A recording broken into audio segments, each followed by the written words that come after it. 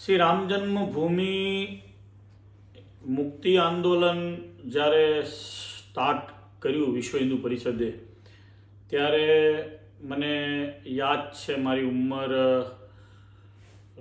16-17 વર્ષની હતી. સૌથી પ્રથમ રામ જાનકી રથયાત્રા વિશ્વ હિન્દુ પરિષદ દ્વારા ગુજરાતની અંદર કાઢવામાં આવી હતી અને મેં પહેલો વહેલો ભાગ એમાં બાલાસિનોર તાલુકાના, આજે તો એ તાલુકો બની ગયો વીરપુર, એ ગ્રામ પંચાયત, ખૂબ મોટી ગ્રામ પંચાયત, એમાં અમે રામ જાનકી રથયાત્રાને રોકવામાં આવી હતી અને એના પર પથ્થરમારો થયો હતો. ત્યારે ત્યાં વિશ્વ હિન્દુ પરિષદ દ્વારા આયોજિત સભા, હિન્દુ જનજાગૃતિની સભામાં મારે પહેલી વાર ભાગ લેવાનો થયો હતો અને ત્યાંના સરપંચ મને યાદ છે ચંદ્રકાંતભાઈ શંકરલાલ શુક્લ હતા. સભાની અંદર સ્વામી મંગલાનંદજી મહારાજ પધાર્યા હતા. ગીતા મંદિર અમદાવાદથી કેકા શાસ્ત્રીજી પધાર્યા હતા. વિશ્વ હિન્દુ પરિષદના બચુભાઈ ઠાકર હતા. એક નલિનભાઈ છોટાભાઈ પંડ્યા હતા. પછી દાહોદ જિલ્લામાં સંજેલી ગામ છે, ત્યાંના ડૉક્ટર દલસુખદાસજી મહારાજ છે, તેઓ પણ એ સભાની અંદર હતા અને મારે સભાની અંદર પ્રથમવાર હિન્દુત્વ વિશે બોલવાનું થયું હતું. પહેલી વહેલી સભા હતી, એટલી બધી ચળવળની કંઈ બહુ કોઈના દ્વારા ઇન્ફોર્મેશન નહોતી મળી, પરંતુ નડિયાદથી મને યાદ છે કે ડૉક્ટર જેસવાણી, કેડી જેસવાણીજીની સાથે ત્યાં જવાનું થયું હતું. મારી સાથે જોડમાં શાસ્ત્રી સત્યનારાયણ દાસજી વડતાલના સંત હતા, જે અમારા ઘનશ્યામ ભગત છે એમના ગુરુ, એઓ અમારી જોડમાં હતા. અમે બંને નડિયાદ રિક્ષામાં ગયા અને પછી ત્યાંથી વીરપુર ગયા હતા અને મેં પહેલું વહેલું પ્રવચન વિશ્વ હિન્દુ પરિષદ દ્વારા સંચાલિત શ્રી રામ જાનકી રથયાત્રામાં કર્યું હતું. ત્યારથી મારી વિશ્વ હિન્દુ પરિષદમાં એન્ટ્રી થઈ અને સક્રિય ભૂમિકા મારી ત્યાંથી સ્ટાર્ટ થઈ.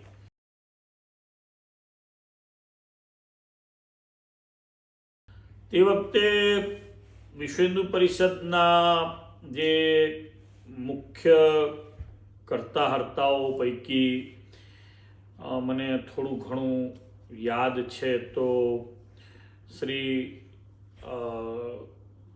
ડૉક્ટર તોગડિયા હતા. એ વખતે વિશ્વ હિન્દુ પરિષદના મહામંત્રીજી હતા. પરિષદના જે મુખ્ય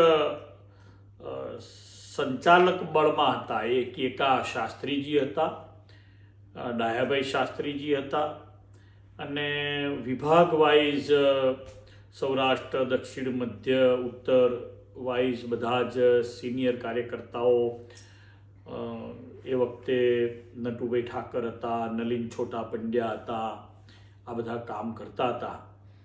અને પ્રદેશ કરતાંય જે સેન્ટ્રલમાંથી જે નીતિ નક્કી થતી, ખાસ કરીને આદરણીય અશોક સિંગલજી, આચાર્ય ગિરિરાજ કિશોરજી, આ બધાનું જે નેતૃત્વ હતું એ વિશ્વ હિન્દુ પરિષદને માઇક્રો પ્લાનિંગમાં લઈ જતું હતું અને ખૂબ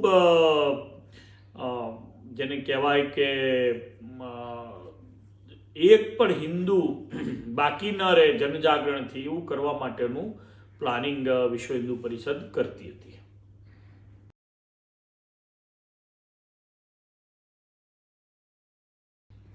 શ્રી રામ મંદિરના સંદર્ભથી મને યાદ છે કે જ્યારે શ્રી રામશીલા પૂજનના પ્રસંગો આવ્યા ત્યારે ખેડા, આણંદ, વડોદરા, ભરૂચ, પછી ગોધરા, પછી અમદાવાદ એટલે કર્ણાવતીમાં, રાજકોટમાં મારે એક જગ્યાએ સ્વામિનારાયણ મંદિર જે આપણું છે ભૂપેન્દ્ર રોડ બોરડી, ત્યાં રામશીલાનું પૂજન થયું હતું, ત્યાં મારે જવાનું થયું હતું. શ્રી રામશીલાના પૂજનમાં હું બૃહદખેડા જિલ્લામાં લગભગ બધા જ તાલુકા સેન્ટરો બોરસદ, આણંદ, ખંભાત, પેટલાદ, તારાપુર, સારસા, કપડવંજ, નડિયાદ, મહેમદાવાદ, કઠલાલ, ઠાસરા, ઉમરેઠ, આ બધી જ જગ્યાએ હું ગયો હતો. માય મંદિરવાળા પૂજ્ય મહારાજશ્રી અમારી સાથે પધારતા હતા. પૂજ્ય રામદાસજી મહારાજ ને અમારા બેની જોડ હતી. પૂજ્ય આચાર્ય અવિચલદાસજી મહારાજ મોટી સભાઓમાં અનેકો જગ્યાએ પધાર્યા હતા. નાના સંતોમાં સ્વામીજી એક નેજાના હતા, જે ખંભાતની બાજુનું ગામ છે, ત્યાંના લશ્કરમાં હતા. એમણે ખૂબ સારી સક્રિય ભૂમિકા ભજવી હતી. એક સ્વામીજી નડિયાદના ભાથીજી મંદિરના મહંત હતા, એમણે પણ ખૂબ સારી ભૂમિકા ભજવી હતી. પૂજ્ય નારાયણદાસજી મહારાજના ખૂબ સારા આશીર્વાદ હતા. શ્રી ડાયાભાઈ શાસ્ત્રીજી ખૂબ સક્રિય ભૂમિકામાં રામશીલા પૂજન કરવામાં આખા ગુજરાતમાં દોડતા હતા. મને યાદ છે, અમે રામશીલાનું પૂજન કરાવવા માટે તારાપુર ગયા હતા. રામદાસજી મહારાજ મારી સાથે હતા, અત્યારે સંતરામ મંદિરના મહંત છે. અમે બંને જણા એક ટ્રેક્ટરમાં બેઠા હતા અને એક મસ્જિદમાંથી પથ્થરમારો થયો. પાછળ છોકરાઓ બધા सौगंध राम की खाते हैं, हम मंदिर वहीं बनाएंगे, राम लला हम आएंगे, मंदिर वहीं बनाएंगे ना सूत्रों बोलावता था. जिस हिंदू का खून न खोले खून नहीं वो पानी है, अयोध्या तो झांकी है, काशी मथुरा बाकी है. આવા બધા સૂત્રો પાછળ બોલાવતા હતા. અને તારાપુર મસ્જિદમાંથી પથ્થરમારો થયો. અમે ટ્રેક્ટરમાં બેઠા હતા. અમારી આગળ એક ટેબલ હતું. અમે બંને જણાએ એ ટેબલને માથે લઈ અને ત્યાંથી ટ્રેક્ટર દોડીને નીકળી ગયું. ખૂબ અમારા ટ્રેક્ટર પર ખૂબ મોટા મોટા મેન્ટલ અને ઈંટો પડી હતી. જોકે ભગવાનની દયાથી અમને કોઈ વાગ્યું નહોતું. પછી અમે એના સંદર્ભથી નડિયાદ સંતરામ મંદિર આગળ બધા ઉપવાસ ઉપર ઉતર્યા હતા અને ખૂબ મોટા પાયે પછી જે લોકોએ આની અંદર માથાકૂટો કરી એ બધાને એ વખતના ઇદ્રીસ વોરા અને આવા બધા નામ હતા, જે તે વખતના કોંગ્રેસના તાલુકા પંચાયતના અગ્રણીઓ હતા. એમની બધાની ધરપકડો થઈ હતી. મને યાદ છે, વિષ્ણોલી ગામ છે પેટલાદ તાલુકાની અંદર, ત્યાં પણ અમારે રામશીલા પૂજનમાં માથાકૂટ થઈ હતી. રામશીલાનું પૂજન કરવા માટે અમે શ્રી માધવસિંહભાઈ સોલંકીના ગામ બદલપુર, ભરતસિંહભાઈના ગામ અમે ગયા. રાતના 11 વાગે અમે શ્રી રામશીલાનું પૂજન કરાવડાવ્યું હતું. અને એક મેટાડોરમાં ગયા હતા. આખા બદલપુર ગામે અમારું સામૂહિક ખૂબ મોટું સ્વાગત કર્યું અને મેટાડોર આખી ભરાઈ જાય એટલા હાર થયા. રાત્રે 11 વાગે અમે એમાં ત્યાંથી નીકળ્યા તો આખું ગામ જય શ્રી રામના નારા સાથે અમને વળાવવા માટે આવ્યું. એટલું જ નહીં, એ વખતે સંસદ સભ્ય હતા આણંદ જિલ્લાના શ્રી ઈશ્વરભાઈ ખોડાભાઈ ચાવડા. એમણે રામશીલાની ઢેફું છે આવી કંઈક વાત કરી હશે, એના સંદર્ભથી ખૂબ મોટું એ પ્રચારનું બળ એ વખતે ઢેફું છે તો તમને ખ્યાલ આવી જશે કે રામશીલા શું છે એવો પ્રચાર થયો હતો. અને એને કારણે ઈશ્વરભાઈ સંસદ સભ્ય તરીકે હારી પણ ગયા હતા અને નટુભાઈ પટેલ કરમસદના હતા, એ જીત્યા હતા. અમારી સાથે ત્યારે યોગેશભાઈ બાપજીના પિતાશ્રી ઘનશ્યામભાઈ બાપજી ના પિતાશ્રી થાય તો એ પણ અમારી સાથે પ્રચારમાં ખૂબ ફર્યા છે. તારાપુર તાલુકો, ઘણા બધા ગામો છે, મને ઘણા ગામો યાદ આવે છે, કાંઠાગાળાના, મોટા ભાલના, કઠાણાથી લઈને આમ છેક ભાદરણમાં પણ એક પિનાકીન પટેલ હતા જે સક્રિય ભૂમિકામાં અમારી સાથે હતા. ધર્મજના પટેલો હતા. સોજિત્રામાં એક જનાર્દનભાઈ પછી પાછળથી MLA બન્યા હતા, શિડ્યુલમાંથી આવતા હતા. હું એમને ઘરે અનેકવાર રાત રોકાયો છું અને એ અમારી સાથે રામશિલાના પૂજનમાં આવતા હતા. મહેન્દ્રભાઈ હતા, એ આવતા હતા. ડભોઉ, દેવા, ભડકદ, સોજિત્રા, નડિયાદ, આ બધી જગ્યાએ અમે શ્રી રામશિલાના પૂજનમાં ગયા હતા. ગોધરામાં લાલબાગ આગળ અમે રામશિલાનું પૂજન કરાવવા માટે ગયા હતા. ઐતિહાસિક એ સભા હતી. માનનીય શંકરસિંહજી વાઘેલા તે દિવસે સક્રિય હતા ભારતીય જનતા પાર્ટીમાં, તો બાપુ પણ તે સભાની અંદર ગોધરામાં ઉપસ્થિત હતા, એ મને બરાબર યાદ છે. અને સભામાં પણ અમે શ્રી રામ મંદિરને મુક્ત કરવા માટેની આંદોલનની, ચળવળની બધી વાતો કરી હતી. મીરબાકી દ્વારા આજથી 500 વર્ષને આશરે તોડી નખાયેલું શ્રી રામ જન્મભૂમિનું વિક્રમાદિત્ય બાંધેલું મંદિર એ પુનઃનિર્માણ થાય એના માટે, અને હિન્દુ જનજાગૃતિનું કામ થયા. દેશ હિન્દુઓનો દેશ છે. આ દેશના બંટવારા જ્યારે થયા ત્યારે હિન્દુ અને મુસલમાનના નામે થયા છે. તો આ દેશ છે એમાં હિન્દુઓના ઉપર જે કલંકિત કરી, હિન્દુઓને રાજ્ય શાસન દ્વારા પ્રતાડિત કરી અને જે રીતે માઇનોર રાખવામાં આવ્યા, એમને દબાવીને રાખવામાં આવ્યા, દેશ આઝાદ થયા પછી દેશની કલંકિત જે હિન્દુઓને માનસિક રીતે કલંકિત કરનારી જે ઘટનાઓ હતી, બધી જ ઘટનાઓ દૂર થવી જોઈએ એના ભાગરૂપે શ્રી રામ જન્મભૂમિનું આંદોલન હતું. અને એ આંદોલનમાં અમે બહુ જ સક્રિય ભૂમિકાથી ભાગ ભજવ્યો હતો. એક વખત તો સુરતમાં અમે રેલી કરી, તો રેલીમાં મારી સાથે જે તે વખતના ભારતીય જનતા પાર્ટીના પ્રેસિડેન્ટ કાશીરામભાઈ રાણા મારી સાથે હતા, મદનલાલ ધારાસભ્ય હતા, હેમંત ચપટવાળા ધારાસભ્યશ્રી હતા, ભાઈ શ્રી ફકીરભાઈ ચૌહાણ હતા, એમના ધર્મપત્ની પણ હતા.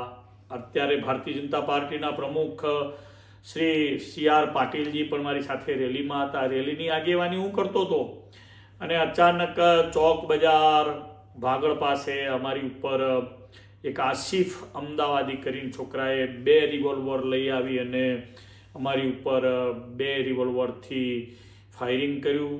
સમાવ મેં માથું નીચું કરીને હું પડ્યો. મારી પાછળ જનારો એક રાહદારી જે સાયકલ લઈને ચાલતો તેને ગોળી વાગી. ઓન ધી સ્પોટ એ મરી ગયો. ત્યારે ત્યાં મિસ્ટર તિવારી કરી અને જીતુ તિવારી કરીને PSI હતા, પછી તો ચોક બજારમાં PI બન્યા અને સેન્ટ્રલ IBમાં પણ ગયા, ગુજરાત IBમાં પણ રહ્યા. ખૂબ સારું એ અધિકારીએ કામ કર્યું. DYSP તરીકે રેલવેમાં પણ રહ્યા. તો એમણે આસિફને તરત જ બંને પગ હાથ ભાંગી બાંધી દીધો અને એની સામે પછી કેસ ચાલ્યો. એને આજીવન જન્મ ટીપની સજા પછી ડિસ્ટ્રિક્ટ કોર્ટે, સુરત કોર્ટે, પછી હું આ વાત કરી રહ્યો છું 91-92ની વચ્ચેની, ત્યારે અમે આ કોર્ટ સફીલ રોડ ઉપરથી રેલી કરી હતી અને કલેક્ટર ભવન સુધી અમે આંદોલનમાં ગયા હતા. એ વખતે પથ્થરમારો ખૂબ મોટા પ્રમાણમાં થયો. મારી પાછળ જ દૂર થોડા ACP સુધીરકુમાર સિંહા ચાલતા હતા. મને પથ્થર વાગ્યો મસ્જિદમાંથી નીકળતો અને સીધો આવીને મારા માથામાં વાગ્યો. અહીંયા એનું નિશાન છે. મને 4 ટાંકા આવ્યા. મને ખ્યાલ નથી. પછી હું બેભાન થયો. મને એમ્બેસેડર ગાડીમાં સિવિલ હોસ્પિટલ લઈ ગયા અને ત્યાં પછી મને રિકવરી થઈ. એટલે પછી હું રામપુરા મંદિરે મહંત હતો એટલે ત્યાં મને લઈ જવામાં આવ્યો. પણ શ્રી રામ જન્મભૂમિનું જે આંદોલન છે એ ગુજરાતની અંદર, ગુજરાત પહેલેથી જ હિન્દુત્વની પ્રયોગશાળા છે એટલે ગુજરાતને એક ચાર્મિંગ આપી જનારું રહ્યું. અને એમાં શ્રી અડવાણીજીએ જે રથયાત્રા કાઢી, એ રથયાત્રા ભારતીય જનતા પાર્ટીનું સૌથી મોટું ઐતિહાસિક મનોબળ પૂરું પાડનારું શસ્ત્ર હતું રાજકીય રીતે. અને વાસ્તવિકતા હતી અડવાણીજીએ એની અંદર જે એનું જે માઇક્રો પ્લાનિંગ હતું એ સેન્ટ્રલ બોડીએ કર્યું હશે, પણ ગુજરાતની અંદર શ્રી નરેન્દ્રભાઈ સાહેબ તે દિવસે ગુજરાતમાં ખૂબ સક્રિય ભૂમિકામાં હતા અને સાહેબે એનું પ્લાનિંગ કર્યું હતું. સાથે સિનિયર નેતાઓ બધા હશે જ, પરંતુ મને યાદ છે કે એ વખતે મારુતિ જીપ્સીમાં હું શંકરસિંહજીની સાથે નડિયાદથી કરમસદ સુધી ગયો હતો અને કરમસદના સ્ટેજ ઉપર સરદાર વલ્લભભાઈ પટેલના ગામમાં માનનીય અડવાણી સાહેબની પહેલાં મેં 2-5 મિનિટ સ્પીચ આપી હતી શ્રી રામ જન્મભૂમિના આંદોલનના સંદર્ભથી, અને જાગો હિન્દુઓ જાગો, રામ લલ્લા હમ આएंगे, મંદિર વહી બનાएंगे, सौगंध राम की खाते हैं, આ બધા નારાઓ મેં બોલાવેલા એ મને યાદ છે. સાથે સ્ટેજ ઉપર શંકરસિંહજી પણ હતા, માનનીય નરેન્દ્રભાઈ સાહેબ પણ હતા, અને બહુ સારી રીતે વડોદરા સુધી એ રેલીમાં મને જવાનો લાભ મળેલો. કુલ કરીને ગુજરાતની અંદર જે હિન્દુત્વનું જે જનજાગરણ છે એ શ્રી રામ જન્મભૂમિના આંદોલનથી ખૂબ મોટા પ્રમાણમાં થયું.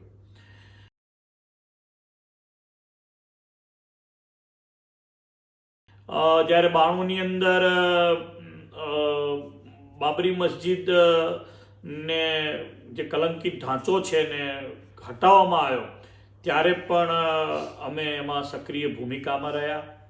એની પહેલાં 90ની સાલની અંદર શ્રી રામ મંદિરનો રામશિલા પૂજન પછીનો શિલાન્યાસનો કાર્યક્રમ વિશ્વ હિન્દુ પરિષદે ડિક્લેર કર્યો હતો.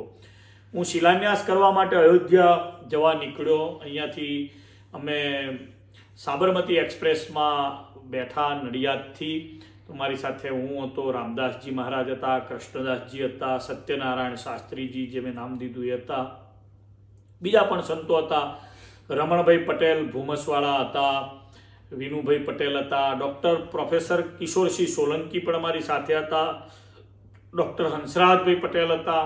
બધા ઘણા બધા મહાનુભાવો હશે, મને યાદ નથી, પણ અમારી આગ્રા પાસે ટુંડલામાં બધાની ધરપકડ થઈ. અમે 7 દિવસ સુધી ટુંડલા સેન્ટ્રલ જેલમાં રહ્યા અને પછી બધાને છોડ્યા. અમને શિલાન્યાસમાં તો અમે ન પહોંચી શક્યા. મુલાયમ સિંહનું એ વખતે શાસન હતું, પરિંદાવી પર નહીં રખ શકતા એવું એમણે એ વખતે કીધેલું, અને અમે ત્યાં પહોંચી ના શક્યા. અને સમાવ પછી અમારે વૃંદાવન જવાનું થયું.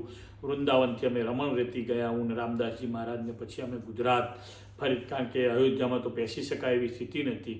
અમે એ વખતે શિલાન્યાસ વખતે નહોતા જઈ શક્યા.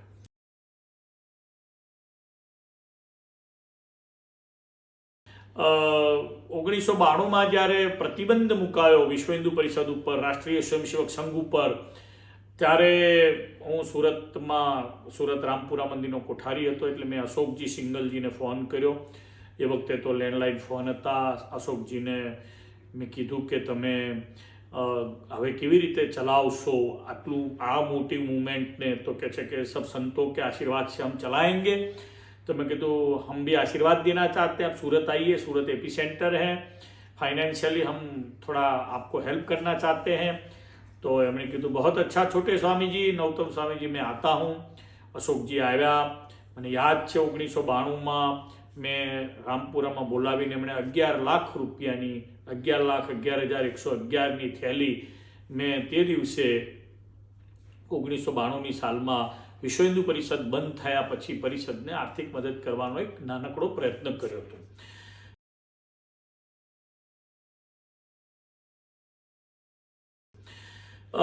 પરિષદનું જે કામ છે એ ભારતની અંદર રાષ્ટ્રીય સ્વયંસેવક સંઘ દ્વારા ચાલતી જે મૂવમેન્ટ છે, જે હિન્દુત્વને જગાડનારી મૂવમેન્ટ છે, જે આનો ભદ્રાહા કૃતવો, એ જે ભાવના છે, બધાનું ભલું થાય, જગત આખાને સમગચ્છદ્વમ સંવદદ્વમના નારા સાથે લઈને ચાલવાની ભાવના જે છે, હિન્દુત્વની જે ભાવના છે, એ બધાનું કલ્યાણ થવાની ભાવના છે. એ ભાવના આખા ભારતમાં સ્થાપવાનો જે અદ્ભુત કાર્યક્રમ રાષ્ટ્રીય સ્વયંસેવક સંઘ દ્વારા ચાલી રહ્યો છે ને, એના એક ભાગરૂપે વિશ્વ હિન્દુ પરિષદની સ્થાપના 50ની સાલમાં થઈ, જન્માષ્ટમીના દિવસે. અને આદરણીય ગુરુજી અને બાકી બધા વડીલોએ ભેગા થઈ, ડૉક્ટર તારાસિંહ વગેરે એ ભેગા થઈ અને મુંબઈની અંદર જે કરી સાંદીપની આશ્રમની અંદર, હું એ આશ્રમમાં પણ જ્યારે 50 વર્ષ પૂર્ણ થયા, સુવર્ણ જયંતિ ઉજવાઈ વિશ્વ હિન્દુ પરિષદની, ત્યારે પણ હું ત્યાં ગયો હતો. તો મને એ વાતનો આનંદ છે કે ભારતના એક મહત્ત્વના આઝાદી પછીના ડેમોક્રેટિકલી આંદોલનમાં અમે ભાગ લઈ શક્યા. એથી પણ વિશેષ આનંદ એ છે કે શ્રી રામ જન્મભૂમિ ઉપરનું મંદિર બનીને તૈયાર થઈ ગયું. જે મંદિર માટે અમે જ્યારે રામશિલાઓ બધી એકત્રિત થઈ ગુજરાતમાં અને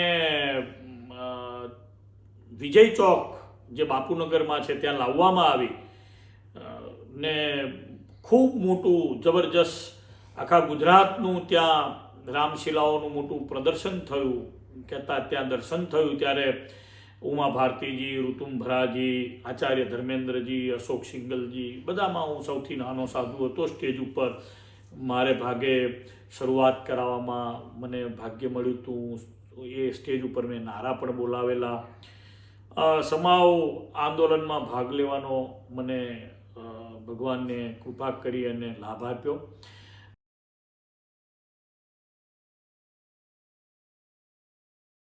હું માનું છું કે આવનારી શતાબ્દી શ્રી રામ મંદિર ઉપર ધજા ફરકશે એટલે હિન્દુઓની શતાબ્દી શરૂ થશે. હિન્દુત્વ છે એ શાંતિનો પર્યાય છે, હિન્દુત્વ છે એ વિકાસનો પર્યાય છે, હિન્દુત્વ છે એ સૌહાર્દનો પર્યાય છે, હિન્દુત્વ છે તો આ દેશ અખંડ અને અવિભાજ્ય રહ્યો છે. આ દેશમાંથી હિન્દુત્વને નાબૂદ કરો એટલે આ દેશ ખંડ ખંડમાં વહેંચાઈ જાય એવું દેખાય છે. હિન્દુત્વ જ્યાં ઓછું થયું ત્યાં અફઘાનિસ્તાન, પાકિસ્તાન, બાંગ્લાદેશ બન્યા છે. હિન્દુત્વ જ્યાં મજબૂત થયું ત્યાં ગુજરાત, મહારાષ્ટ્ર, ઉત્તર પ્રદેશ, બંગાળ, બિહાર, જમ્મુ કાશ્મીર, અરુણાચલમાં આપણને દેખાય છે. મજબૂત હિન્દુત્વ એ મજબૂત ભારતની નીંવ છે.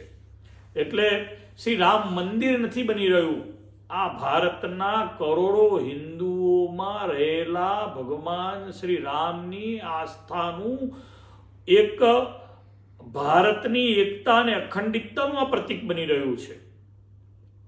રામ મંદિર તો અનેક થઈ શકે, પણ જન્મભૂમિ ઉપરનું મંદિર, જનની જન્મભૂમિશ્ચ સ્વર્ગાદપી ગરીયસી, એવું ભગવાને સ્વયમે કહેલું છે.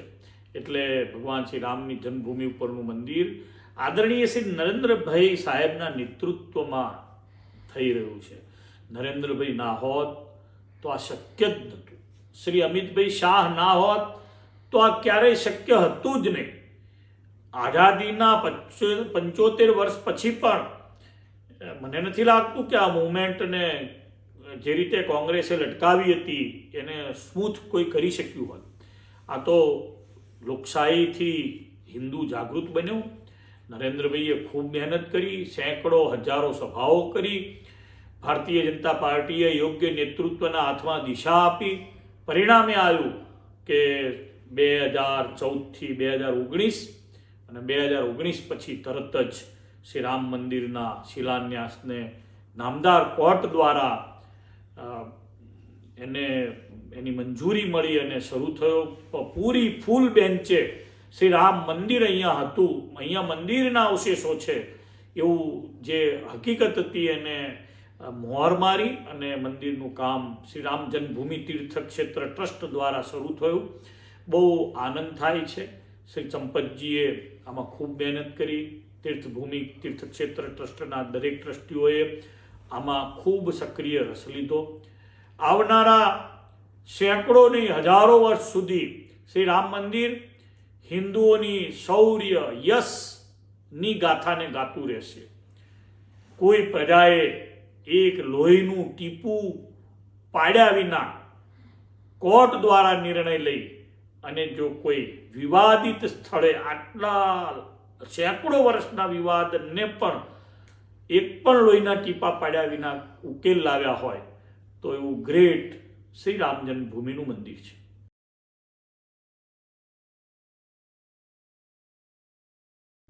મને શ્રી રામ જન્મભૂમિના મંદિરના ઉદ્ઘાટનમાં આમંત્રણ મળેલું છે. ગુજરાતની અંદર ઘણા બધા સંતોની મને યાદ આવે છે. દક્ષિણ ગુજરાતની અંદર સ્વામી અમરીશાનંદજી મહારાજ એ અમારી સાથે રહ્યા છે, જે ભારત સેવાશ્રમ સંઘના વડીલ છે, અત્યારે પણ મોટું ગુરુકુલ ચલાવે છે. સુરતની અંદર રામ વિલાસદાસજી હતા, જયરામદાસજી મહારાજ હતા, રામાવતારદાસજી મહારાજ અમદાવાદની અંદર કર્ણાવતીની અંદર હતા, શ્રી સીતારામદાસજી મહારાજ પાલનપુરની અંદર હતા. એ જ રીતે અમરદાસ ખારાવાલા, સ્વામી આત્માનંદ સરસ્વતીજી, બીજા તો એવા કેટલાય સંતો કે જે સંતોએ આમાં ભોગ આપ્યો છે. પૂજ્ય આચાર્ય અવિચલદાસજી મહારાજ, પૂજ્ય રામદાસજી મહારાજ, આ બધા સંતોએ ખૂબ ભોગ આપ્યો છે. મારી સાથે એક પાર્ષદ, અમારા વડતાલ મંદિરના એક નાના પાર્ષદ આવતા હતા. મને યાદ આવ્યું 1989ની સાલમાં જ્યારે લાલબાગ હું રામશિલાનું પૂજન કરવા ગોધરા ગયો ત્યારે મારી સાથે પાર્ષદ રાજુ ભગત હતા. ગોધરામાં કાછિયા પટેલ જ્ઞાતિના ઘણા બધા હજારો લોકો રહે છે, કાછિયા પટેલ જ્ઞાતિના હતા અને ખૂબ રામ જન્મભૂમિના આંદોલનમાં એણે ભાગ લીધો છે. મને એક છોટું ભગતની યાદ આવે છે, કાલોલના હતા, એમણે ખૂબ સક્રિયમાં ભાગ લીધેલો. અનેક સંતો મહંતોએ હૃદયથી શ્રી રામ જન્મભૂમિ માટે ટેકો કરેલો. વિશ્વ હિન્દુ પરિષદના અનેક કાર્યકર્તાઓએ આની અંદર ભોગ આપ્યો છે, પોતાના શરીર પણ ગુમાવ્યા છે. કાર સેવકોને હું યાદ કરીશ કે જે રામ જન્મભૂમિ માટે કાર સેવા કરવા ગયા અને ગોધરાના રેલવે સ્ટેશન ઉપર એ કાર સેવકોને પેટ્રોલ છાંટી અને સળગાવી દેવામાં આવ્યા. એ હુતાત્મા જે કાર સેવકો છે એને પણ જ્યારે રામ મંદિરની ધજા ફરકશે ત્યારે સાચી શ્રદ્ધાંજલિ હશે. પરમેશ્વર ભગવાન શ્રી રામને પ્રાર્થના કરું કે આપના મંદિર દ્વારા હિન્દુ જનજાગૃતિનું જે કામ થયું છે એ આ દેશને હિન્દુ રાષ્ટ્ર તરફ આગળ લઈ જાય. આ દેશ હિન્દુઓનો હતો. આ દેશ કરોડો વર્ષોથી હિન્દુઓ દ્વારા સચવાયેલો છે. જે ગંગા, યમુના, સરસ્વતી, માં ગોદાવરી, મહી, ચંદ્રભાગાને પોતાની માતા માને છે, સૂર્ય, પૃથ્વી, ભગવાન શંકર, ગાયત્રી, અગ્નિ, એની ઉપાસનાને જે કરે છે, જે ગાયને પોતાની માતા માને છે, તુલસી અને ઓમકારનો ઉપાસક છે, એવો જે હિન્દુ છે એને ગર્વ લેવા જેવો દિવસ એટલે 22 જાન્યુઆરીનો દિવસ છે. શુભ મુહૂર્તની અંદર જ્યારે યશસ્વી ભાગ્યશાળી પુરુષ આદરણીય શ્રી નરેન્દ્રભાઈના હાથે શ્રી રામલલ્લાની મૂર્તિ પ્રતિષ્ઠિત થશે ત્યારે અમારા આનંદનો કોઈ પાર નહીં હોય. પરમેશ્વરને પ્રાર્થના કરું કે આંદોલનમાં ભાગ લેનારા અને ભારતને સુવર્ણ સુધી, એક સુવર્ણની ભારત બનાવવા સુધીના વિકાસની યાત્રાને જે પણ મહાપુરુષોએ સિંચી છે એ સૌનું ભગવાન ખૂબ રૂડું કરે. સૌને મારા ભાવથી જય શ્રી રામ, જય સ્વામિનારાયણ.